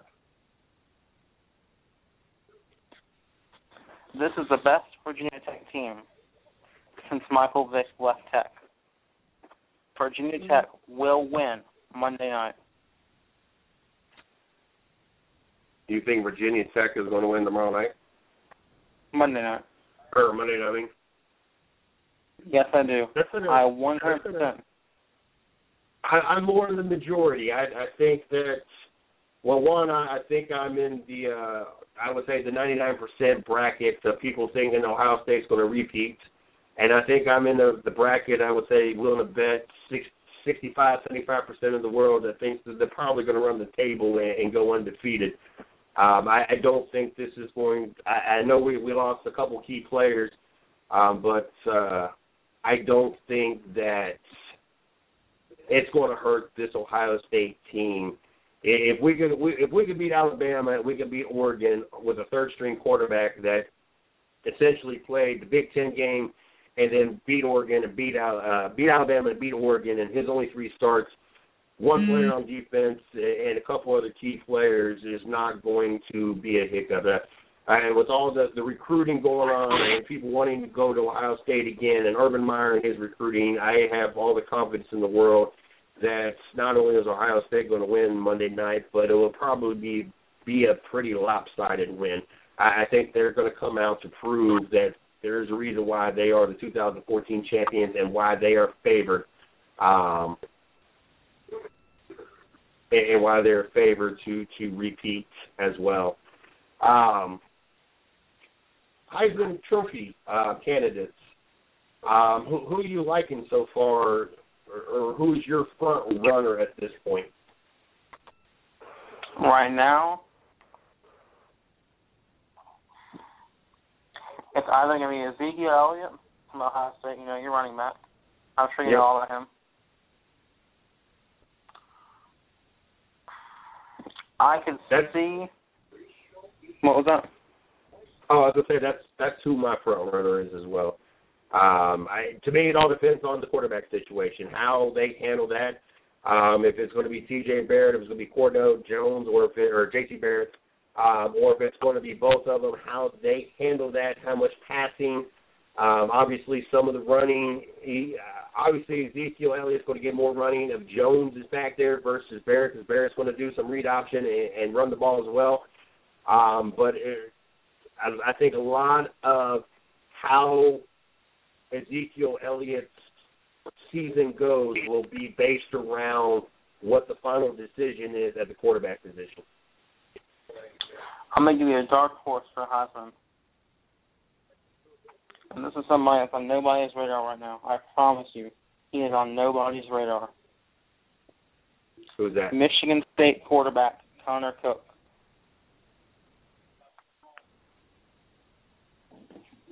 Was great last year. Mm-hmm. Was great in 2013. Was pretty good in 2014. Just throw a lot of picks. Can get it done. I think if it's a dark horse, it's Connor Cook. Connor Cook could win the Heisman. if they go undefeated and if he lights it up all the way. I think I have Ezekiel Elliott. I think that's what we saw in the brief games that we got to see out of J.T. Barrett. I think if he gets the starting role, what he can do in the air and what he can do on his that I think there's a really good possibility that if Ezekiel Elliott doesn't win because of Barrett being the starting quarterback, that there's a good chance that Barrett could be in the running as well. But most definitely, I think Elliott, and I definitely like your dark horse. And so I'm definitely, we're definitely ready for tomorrow. We're definitely ready to get the 2015 NCAA college football season underway. It's definitely going to give us something to talk about, especially come Monday nights. I know that we're probably going to have a lot to talk Monday and Tuesday nights at least, and then, of course, Wednesday we get ready for a whole other week. So it don't get much more exciting than this when it comes to sport year, because now football starts in a week. We got college football this week. We got two more races, and then the NASCAR starts the chase. Baseball is right around the corner for their playoffs. Hockey's getting ready to start themselves. It's definitely, and then NBA is not too far away itself. So this is definitely a great time of the year. I was kind of fooling around a little bit earlier. Well, I'm not going to say fooling around, but I forget what I was doing. But anyway, I came across a post from NASCAR and other racing. And basically someone wrote an article basically wanting the Sprint Cup guys to stay out of the lower series, the Xfinity Series and the Truck Series.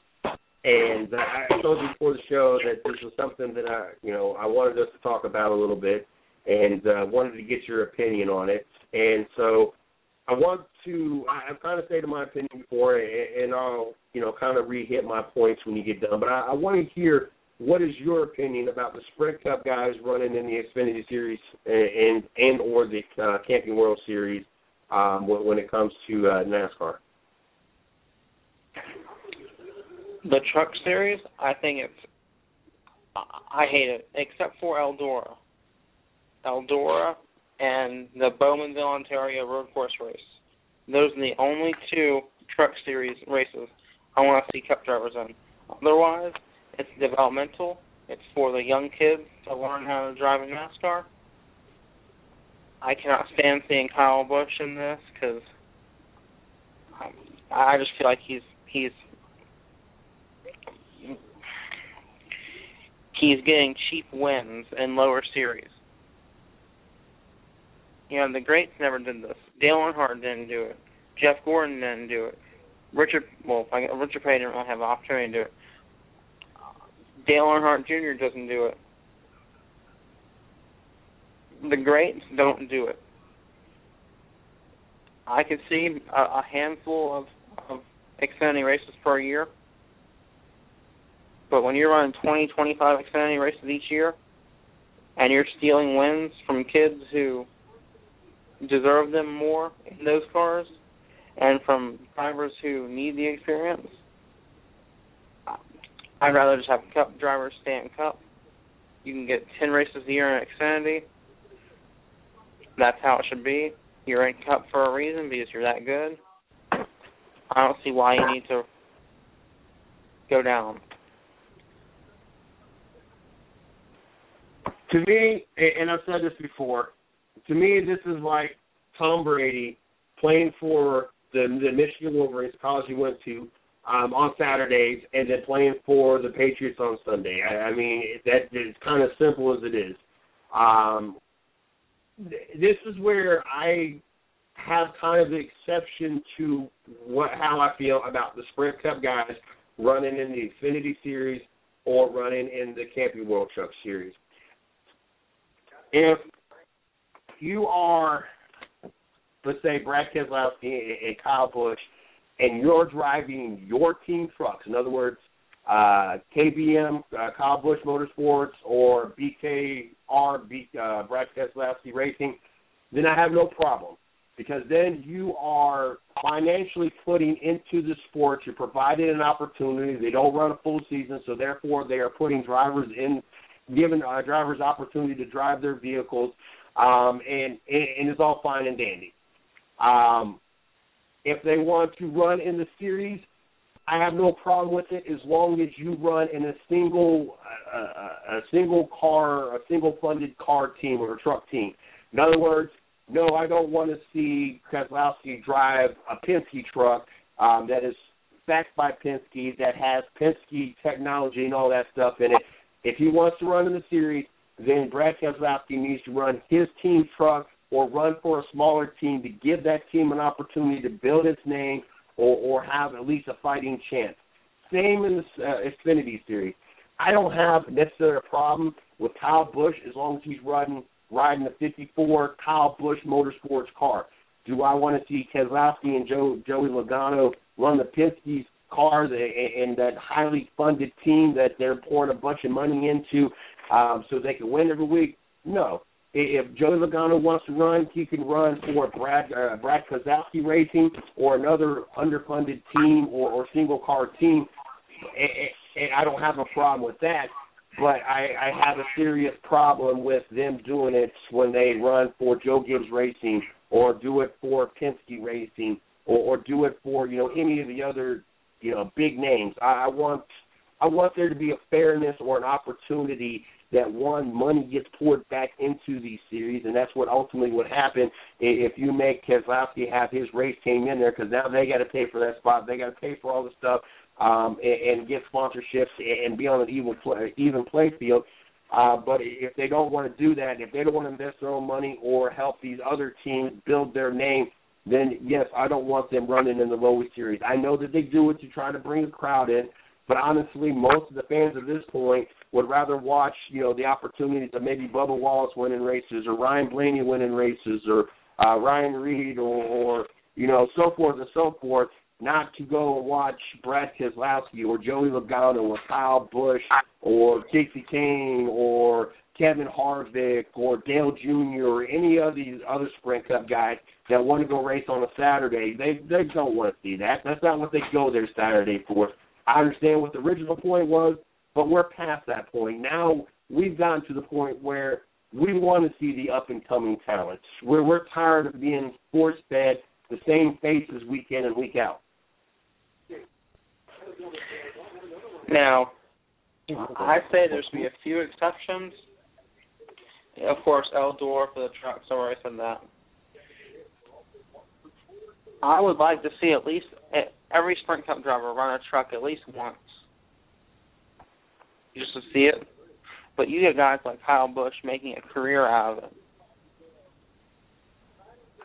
I don't think he is signed to Gibbs as a Sprint Cup Series driver. I think he has the talent to make a career out of it in the Sprint Cup Series. I believe he has now 200 career victories. And there are people saying that, well, he has 200 and Petty has 200, so isn't it the same thing? No, it's not. You have 200 victories, even maybe 35, I think, in Cup. And you have 77 Xfinity Series wins. They're not the same thing. You're winning against lower competition. On the whole Petty conversation, this is where I do not try to disrespect one of the most successful race car drivers ever in the sport. But when we bring up Petty, this is where I have an issue. Yes, he's got 200 wins, but also back in the day, the series ran a lot more races. There was a lot more opportunities to have wins, and the cars weren't necessarily even back in the day because they don't have the rules and regulations. And so, yes, it's nice to say that the King, Richard Petty, has 200 wins, but let's be honest about it. If he had to drive in today's NASCAR where all the cars were created equal and you had to fit within NASCAR's, templates of what, goes into the car and what the car, looks like, do we honestly believe that Richard Petty would have had 200 wins in today's NASCAR? I could say 100, not 200. But, back in those days, they were stock cars. They were modified stock cars. And now they look a Sprint Cup Series Camry looks nothing like an actual stock Camry. So there is a difference. I know that, but there was like no regulation of what let's put it this way: you could get away with a lot more back then, and the competition wasn't necessarily as balanced. I think today's NASCAR is more about who's the more talented driver, or basically, who has the best strategy. I think the older NASCAR back in those days, you're talking 60s and 70s, it was about who had the money and how many races you could get into and what you could get away with, because the rules weren't the same. They weren't as strict. They weren't as regulated back then. But like I said, the schedule, there was a lot more races that were ran back then. If I'm not mistaken, they ran well over 30 races in a season back then, way back in the early days. So I just don't, once NASCAR started getting more uniform, like in the 80s, and it started to be where you had the templates and you had to have certain, this and certain that, we saw Richard Petty fade off, and it was years that he just ran and never really ran successful. And I know some of it had to do with age, but I'm also a firm believer that if Dale Sr. ran in today's NASCAR, he would not have 7 championships, because the rules have changed and he can't be as aggressive as he was. If the rules were the same, then I think Kyle Busch would already had a championship. I think that's what held Kyle Busch back. I think Kyle Busch ran in Senior's day, Kyle Busch would already have a championship. Just like I think if Senior ran in Kyle Busch's era, I think he would have less championships, because NASCAR is a lot more strict about the policy of being aggressive and what they are able to do on the track. And I think that's really kind of hurt Kyle Busch and his style. I don't think he's over aggressive, but he's been warned, and he's been you need to go sit for a minute kind of scenarios because of how aggressive he can be. And the way Senior was in the day, there's no doubt in my mind that Senior would have been told to go sit in the pits for a lap or two numerous times if he was driving in today's NASCAR. I completely agree with you. I wish they would let him just go out like they did back in the 90s and the 80s and the 70s. I mean, there can never be another driver like Dale Earnhardt, because NASCAR won't allow it to happen. That's just like, it blows my mind that one of the most hated drivers. Now, obviously, the hatred has shifted. I think Kyle Busch and his new attitude, even though he thinks he's better than everybody else, and really has not changed a lot other than he's calmed it down. We've seen a shift in his hatred. It seems that the bullying is not as severe as it once was, and people are starting to appreciate the new Kyle Busch and appreciate what he can do on the track. But what blows my mind is Kyle Busch is probably the closest you can get to Dale Sr., and he was hated for so long, but Dale Jr. is probably the exact opposite of Dale Sr. and is the most loved driver out there. I just think, I know it's because of his son, and that's why the scenario is, but I just think it's funny that the driver most liked Senior is the most hated, and probably the exact opposite of Senior is the most loved. I agree with that. I think I don't want to sound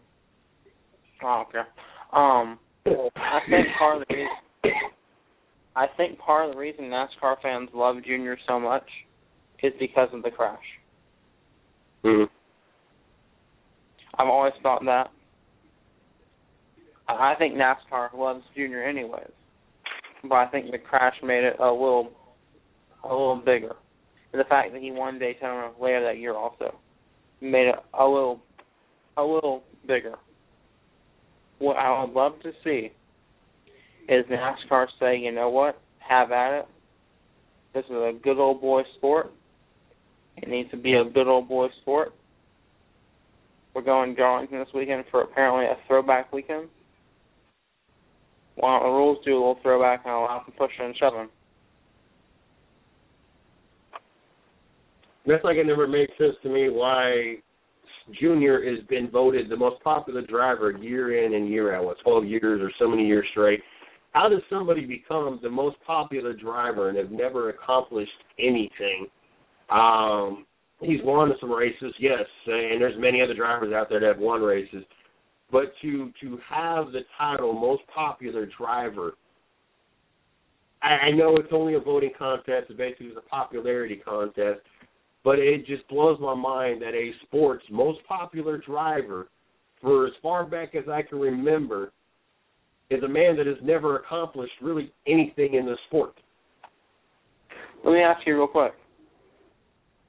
If this is going to prove a point. If you give me your top 5 drivers, is Junior in there? No. Your top 5 drivers right now. How about top 10? He's like the last one. Yeah, he's 10 out of 10, I think. Let me pull up the list of drivers right now, and I say right now, I think Kyle Busch is the most talented driver on the track, without a doubt. Kevin Harvick would be another top 5 for me. Jimmy Johnson. I know a lot of people don't like Jimmy Johnson, but every change that NASCAR has made, regardless if you like Jimmy Johnson or not, him, that 48 team, and Chad Knaus have stayed on top of it and have made him competitive. Yes, the streaks of consecutive championships came to an end, but it's not that Jimmy Johnson was not competitive and was still not winning. They were just unable to continue being champions, but I would put Jimmy Johnson in my top 5 as well. So you got 3 of them locked up right there with Kyle Busch, Kevin Harvick, and Jimmy Johnson, in my opinion. Trying to pull up the list of drivers on top because I can't think off the top of my head who else we got there. I would definitely put Keselowski in top 5. I think right now in this sport, Keselowski is a top 5, and I would put Matt Kenseth in the top 5 right now. I have no problem saying that Kyle Busch, Jimmy Johnson, Kevin Harvick, Matt Kenseth, and what other names did I say? Keselowski? Yeah, Keselowski are top 5, probably the 5 best drivers in NASCAR right now. All right. Mine goes no order. Keselowski, Busch, Kyle Busch. Jimmy Johnson, of course. That's 3. I'm going to have to go Joey Logano. I'd put Joey Logano top 10. And right now, if I had to put him, I would definitely have him top 10. I don't have a problem with that. And Carl Edwards. Well, I can name you 10 drivers I'd put ahead of Earnhardt Jr. I don't know if I'd put Carl Edwards in the top 5. I don't know if I'd put Carl Edwards in the top 7 right now. Once upon a time, I would have. And right now, in NASCAR today, I could see him being top 10, but I would have Carl Edwards probably at the back end of my top 10 right now. Now, for me, really, him and Matt Kenseth are interchangeable. But I'm going to give Carl Edwards a 5, Matt Kenseth 6. But the reason I said that is, if you go around NASCAR, a lot of the fans don't consider Junior to be a top 5 driver, but he keeps winning most popular driver year after year. Mm-hmm. Mm-hmm. And it's definitely because of the last name. Yeah. So I'm wondering if his name was... I think one of 2 things got to happen to change my opinion and a lot of opinions that feel that Junior is running off Daddy's name. 1, he has to win a championship. That would solidify him in the sport, which I don't think will ever happen. I do not think that Dale Jr. will ever win a championship. The other thing that I think he can do to solidify his name in the sport, not necessarily solidify his name as a driver, but solidify his name in the sport, and that's to take Junior Motorsports and continue to expand it to make it a household name in the Sprint Cup Series as well. In other words, he has not only to do what he's been doing in the Xfinity Series, but now I feel if he wants his name to be carry weights in the junior part of it, carry weight, not daddy's name, then you got to be up there running and have a 2, maybe 3-car team, probably just 2-car team, and be competing with Penske, Joe Gibbs Racing, Hendrick Motorsports, all those guys, versus, you just being in the Xfinity Series or being in the Truck Series. I think those are the only 2 ways that he can solidify his name in the sport. Winning the championship would solidify it in the sport, and as a driver, the other way would at least solidify his name in the sport itself. Yes, I would have to agree. I don't think he'll ever win a title. He'll probably make the Final Four one day, and that's probably as close as he'll come. But I can't see Junior winning a title. If it hasn't happened already, I don't think it's going to happen, and it hasn't happened yet. So I don't even think he'll make the Final Four. I do not think that it'll ever come to a point going into Homestead he has a shot to win a championship. He's had a good turnaround the last couple of years, and he has been able to be in victory lane more. But I don't think as a driver consistently enough that he can run a 9-race stretch of enough good finishes so he could be put in the opportunity to be in the Final Four at Homestead. I think he can continue to make the chase, but I don't think that he can put enough together, enough runs in a row that he will be there at Homestead. I think a couple years ago when he had the concussion, I think that was his best shot of even being in what we would call the Final Four. I don't think we had it that year. I think that was 2 years back, if I remember correctly. But he was like second in the points in the chase, and then he sat out those couple races. But I don't think that we'll ever have a time where he puts enough of a run together when it matters for him to be in the Final Four going into Homestead. We're going to cut it right here because we found out last night with the update there is a possibility they will shut us off right at 11 o'clock. They shut us off right at 11 o'clock last night, and so I don't want to get cut off tonight. We used to have up to, I knew at least 15 minutes, I think an hour after the show that you can catch on the archive. Last night we made it to 11:02 and they shut us off, and that was the end of it, so I don't want to get shut off. Reese, I want to thank you very much for coming on. Definitely enjoyed having you on the show. I'm definitely looking forward to seeing what we got to talk about next week, as we got college football, and I'm sure we're going to have a lot to talk about. Definitely looking for, make sure you guys check out his articles over at www.the110nationsports.com. I know Shorty and I, we're both working on a little something to add to the site. I know that Reese has got some stuff working on over there. Make sure you guys tune in to his show Friday nights, Flyball Fridays, kicks off at 10:30. I will be there to debate and talk with him, so looking forward to that. Tomorrow night we got Racing with Big Sweats. We'll be putting out the show details right after the show. I know we got Wayne Goss, and we got another female champion on the show tomorrow night. So looking forward to that. Make sure you guys check out Facebook pages. Mine, my fan page, Mr. CJ Sports. The site and sports side of the house, 110 Nation Sports. The radio side and the guest side of the house, 110 Nation Sports Radio. And then also the Flyball Fridays Major League Baseball show fan page that Reese has created for the show. Make sure you guys go like those. Check them out. We'll be updating those and bringing you the latest on what's going on the 110 on all those sites. You guys make sure you check that out. They're getting ready to cut us off. Is there anything else you want to add to before we jump off here, Reese?